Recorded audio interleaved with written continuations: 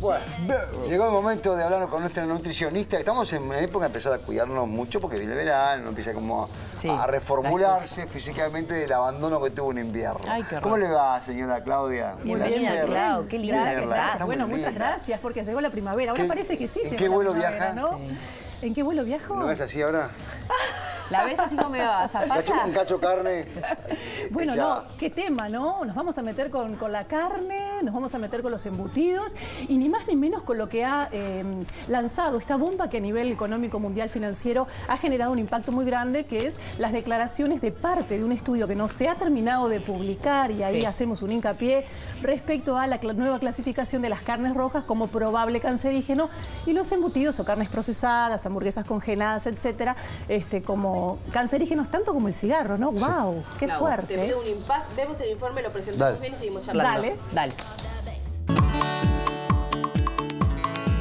Un reciente estudio realizado por 22 expertos de 10 países para la Organización Mundial de la Salud afirma que el consumo de embutidos y fiambres es cancerígeno y el de carnes rojas probablemente también. La Agencia Internacional para la Investigación del Cáncer indicó la carne transformada fue clasificada como cancerígena para el ser humano en base a indicaciones suficientes según las cuales su consumo provoca cáncer colorectal. Esto incluye la carne transformada por salado, maduración, fermentación u otros procedimientos destinados a realzar su sabor y mejorar su conservación. Como ejemplo de carnes transformadas se citan los panchos, el jamón, los chorizos, el corned beef, la carne de vacuno seca, así como carnes en conserva y las preparaciones y salsas a base de carnes. Por su parte, las carnes rojas fueron clasificadas como probablemente cancerígenas para el ser humano sobre la base de indicaciones limitadas según las cuales su consumo induce cáncer.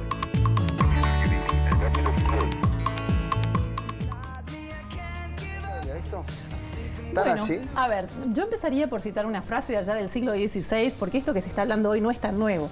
Todas las sustancias son dañinas, son tóxicas, no hay nada que sea absolutamente inocuo en relación a la cantidad en la cual consumimos. O sea, algo puede ser un veneno o un remedio, en definitiva. Si nos pasamos de las cantidades, sí puede traer trastornos para la salud. Así que este comentario, y que además hace unos 40 años venimos escuchando que el consumo exagerado de carnes rojas, con un contenido alto en grasa, que el consumo de altos productos industrializados, donde los nutricionistas desde la consulta ya estamos educando hace muchos años respecto a que estos alimentos envasados, congelados, con conservantes, con colorantes, con aditivos, producen algún trastorno a nivel de la salud si se consumen en exceso, no es nada nuevo.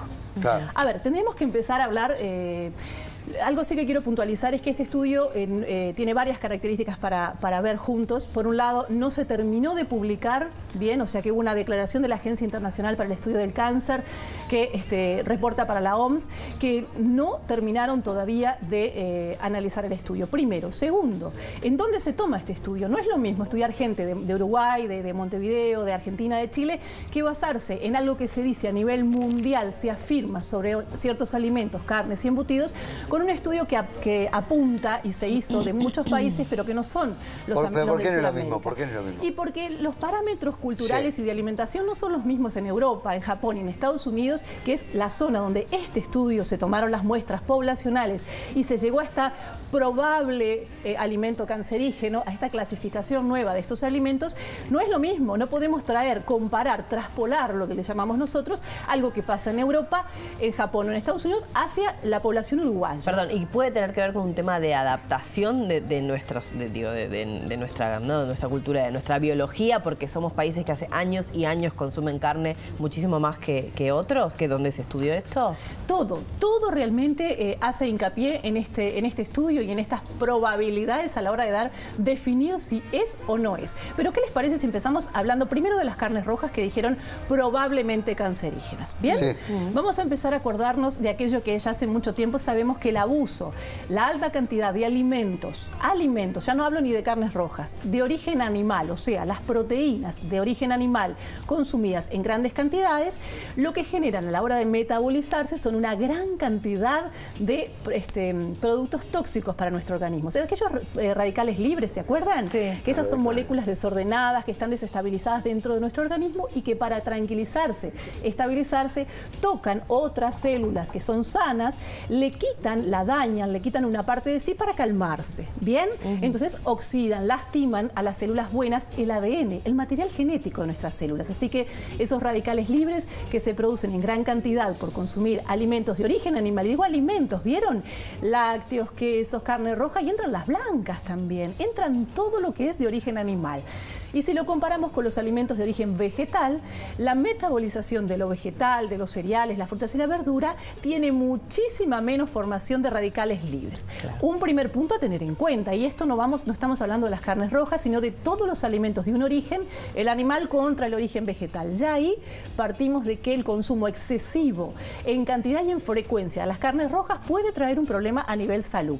Eso es lo primero. Pero si eso lo transformamos, en vez de consumir grandes cantidades, en vez de comer carnes rojas todos los días, jamón, panchos todos los días, lo transformamos en con una frecuencia saludable de 2 a 3 veces por semana, no más de 300 a 500 gramos semanales, por ejemplo. Principalmente aquí sí hago hincapié en las carnes rojas, que tienen mayor contenido de grasas que el resto de los alimentos, de las otras carnes, y lo acompañamos de muchos vegetales y cereales principalmente integrales que frenan el efecto de estos radicales que nos dañan las células.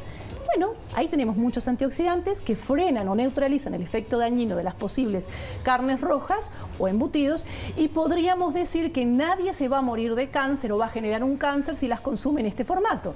Bien acompañada, buena frecuencia, cantidad y calidad. Eso es lo primero que tiene que quedar sobre la mesa. Es un poco irresponsable lo que hicieron en la Organización Mundial de la Salud, de tirar así un dato tan importante que puede tener mucha lectura. Primero, por un lado, el susto que se pega a la gente, entrar a decir que la carne no, verlo como un fantasma, y después está lo que significa económicamente para un país como el nuestro, que vive de lo que exporta. Entonces digo, ¿cómo reaccionan los mercados internacionales ante esa acusación tan fehaciente de la OMS que dice la carne roja produce cáncer? Bueno, tenés razón, fue muy fuerte, y no solo para nuestro mercado, esto trasciende a nivel financiero mundial, ¿no? Claro. Esto es a nivel mundial.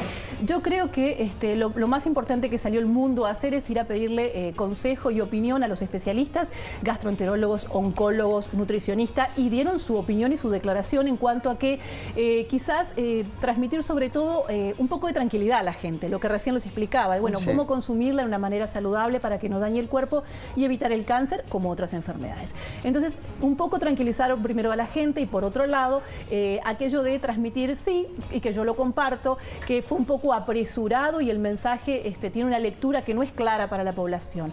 Porque cuando uno dice esto es malo, en realidad hay que decir, bueno, esto se debe de consumir en esta cantidad. Siempre dar una porción, siempre dar, bueno, de lo malo, qué es lo menos malo, y si lo voy a consumir, cuánto debo de consumir. También hablaron de los embutidos, de los fiambres, ¿verdad? Y allí yo quiero hacer un hincapié importante, porque ustedes están pensando en este momento comer un pancho me da cáncer, pero ¿y si ustedes están pensando que consumir latas, zanahorias, arvejas, chauchas envasadas en latas, o alimentos en bolsas congelados, como los que compramos, que también tienen conservantes, ustedes piensan que también es cancerígeno? Quizás no, pero en realidad estamos más o menos en las mismas bolsas. Claro. ¿Por qué? Los porque calditos, estamos hablando, las sopas, exactamente, y nos asustamos todos del jamón del sanguchito de la mañana, lo cual no es para consumir a libre demanda la cantidades que ustedes quieran, tiene que ser limitado y controlado, pero recordemos que hay muchos otros alimentos como verduras, claro, y frutas que también están enlatados, y saben que tienen los enlatados nitratos. Los nitratos no están solamente en estos embutidos, sino también en los enlatados y en productos de vegetales en bolsa, congelados, porque son conservantes, colorantes, hay saborizantes. El problema en esto son lo que le agregan, lo que le adicionan a los alimentos, que hacen que no sean tan saludables, que generan, entre otras cosas, combinados con otros alimentos, con algunos contenidos en el agua de nuestra alimentación, nitrosaminas que generan una mutación, un cambio a nivel del intestino, y que podrían, pero que es decir, probable cancerígeno, podrían. No hay nunca una afirmación. Ni tan ni muy. Exacto. Siempre condicionado. No podemos afirmar que porque comes una fetita de esto o 3 gramos de aquello te va a pasar absolutamente esto.